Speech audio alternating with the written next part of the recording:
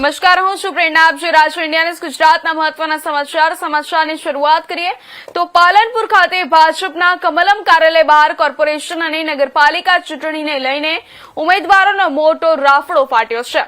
ઉમેદવારી નોંધાવવા માટે મોટી સંખ્યામાં કાર્યકર્તાઓ ઉમટી પડ્યા છે. ભાજપ દ્વારા ઉમેદવારોની પસંદગી માટે સેન્સ પ્રક્રિયા શરૂ કરવામાં આવી છે, જેમાં નિરીક્ષકો દ્વારા દાવેદારોના સેન્સ લેવામાં આવી રહ્યા છે. આ પ્રક્રિયા વચ્ચે નગરપાલિકા ચૂંટણીમાં નો રિપીટ થિયરી લાગુ થવાની શક્યતાઓ પણ વ્યક્ત થઈ રહી છે. જોકે નગરપાલિકામાં ભાજપનું અત્યાર સુધી પ્રભુત્વ રહ્યું છે, પરંતુ હાલની પરિસ્થિતિ પક્ષ માટે પડકારજનક બની રહી છે. હવે સૌની નજર ભાજપ કયા ઉમેદવારોને તક આપે છે અને સત્તા જાળવી રાખવા માટે કેવી રણનીતિ અપનાવે છે તેના પર રહેશે.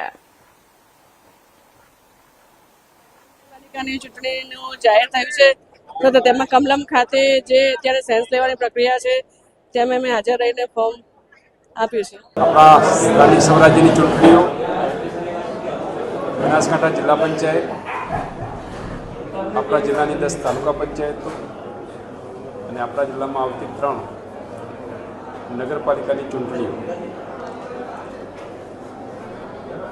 લોકતંત્રની અંદર ચૂંટણી એ ઉત્સવ છે. ભારતીય જનતા પાર્ટી હર હંમેશા આ લોકતંત્રનો ઉત્સવનો અવસર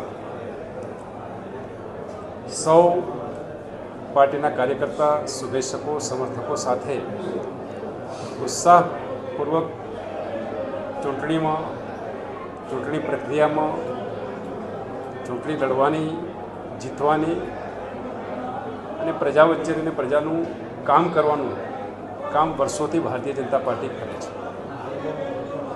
આવનારી જિલ્લા પંચાયત, તાલુકા પંચાયત અને નગરપાલિકાની ચૂંટણીઓ માટે સંભવિત ઉમેદવારોની પસંદગી માટે આજે પ્રદેશ નેતૃત્વ એ નિરીક્ષકોની ટીમ મોકલી છે. નિરીક્ષકો અમારા પાર્ટીના કાર્યકર્તાઓને સાંભળી રહ્યા છે. એમના સેન્સ પ્રક્રિયા પૂર્ણ થયા પછી સરમુખત્યારશાહી નહીં, પરંતુ દરેક કાર્યકર્તાને સાંભળીને, સંગઠન અને ચૂંટાયેલા દરેક પ્રતિનિધિઓને સાંભળીને, દરેક સમાજને સાથે રાખીને નિર્ણય કરવો એ ભારતીય જનતા પાર્ટી વર્ષોથી એની પ્રણાલી રહી છે. એના ભાગરૂપે સમગ્ર ગુજરાતની અંદર આ 3-4 દિવસમાં આ સેન્સ પ્રક્રિયા છે. આજે બનાસકાંઠાની અંદર અલગ અલગ 2 ટીમ, એક કિરીટભાઈ પટેલના નેતૃત્વમાં, બીજી દિલીપસિંહ ચુડાસમાના નેતૃત્વમાં અલગ અલગ મંડળોને સાંભળવાની છે. સાંભળીને જિલ્લાની સંકલન થશે. જિલ્લા સંકલન બાદ પ્રદેશ ચૂંટણી સમિતિ જે છે એની સમક્ષ આખો રિપોર્ટ અમે આપીશું અને ત્યાંથી પછી જે રીતે નક્કી થાય એ રીતે અહીંથી અમારા કાર્યકર્તાઓ ચૂંટણી લડશે.